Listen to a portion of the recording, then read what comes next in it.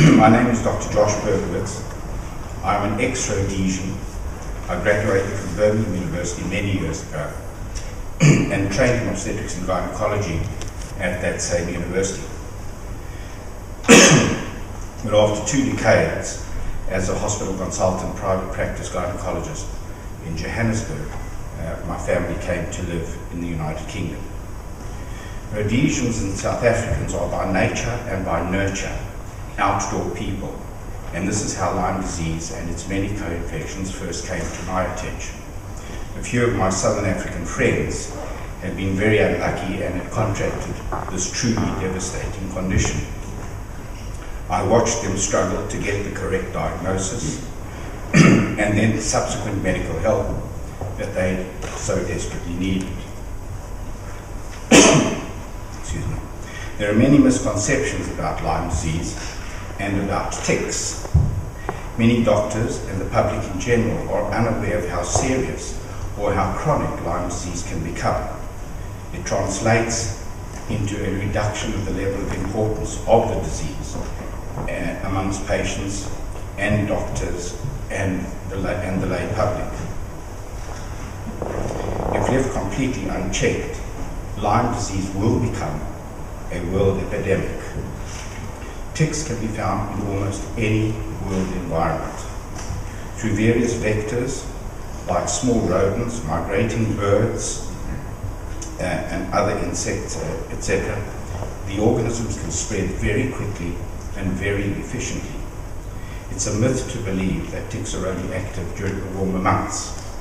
They are less active in the cold months, but they are always present. In my current practice, I often see patients who've been very ill for many years and have visited and seen many doctors.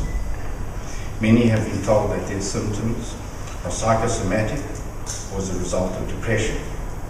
Many of these patients feel abandoned by the medical profession. Not all medical practitioners are familiar with the concept of chronic Lyme disease and its co-infections. But there is now a mountain of good and indisputable scientific evidence that Lyme disease and its co-infections can become persistent, and that various organisms have survival techniques to survive and even to thrive through courses of antibiotics. Chronic Lyme disease does exist, and though there may not always be a cure, there is a need for doctors to acknowledge the suffering of the patients and not to dismiss them. Correct treatment protocols will eventually reduce the suffering for these patients. Furthermore, the diagnosis of Lyme disease is complicated, as the most current and common popular tests are often incorrect, and there is a high incidence of false negative blood test results.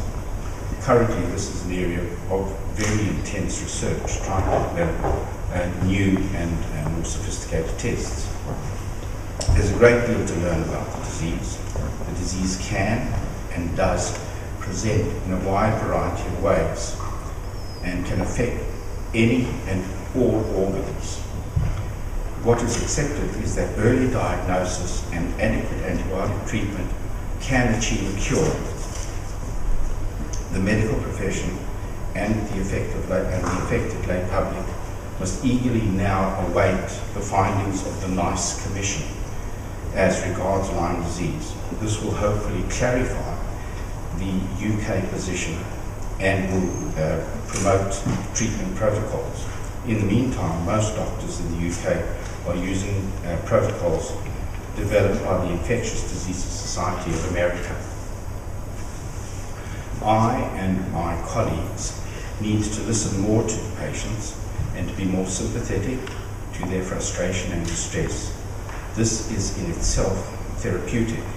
We know that a widespread public awareness campaign of the disease will help achieve earlier diagnosis, which hopefully will lead to more cures. Lyme disease is potentially and exceptionally serious, and it's extremely debilitating, difficult to diagnose and difficult to treat. It requires the concerted effort of the medical community and the scientific community to to understand and appreciate the many forms that this disease can take. The organisms can cause various symptoms as diverse and resilient and have sophisticated mechanisms to avoid detection and eradication. Of course, eventually, and hopefully, we will prevail, and we will learn to avoid ticks, and we will learn to have robust protocols to treat Lyme and its co-infections. We will hopefully look back and be ashamed of some of our colleagues who have been very offhand with current sufferers. What is needed is a concerted effort by all the stakeholders pulling in the same direction, and this will achieve the desired success rather than a fragmented effort with some sectors of the community completely in denial as to the existence of the disease, whilst others completely convinced that its ubiquitous presence is ever there. I thank you for the attention.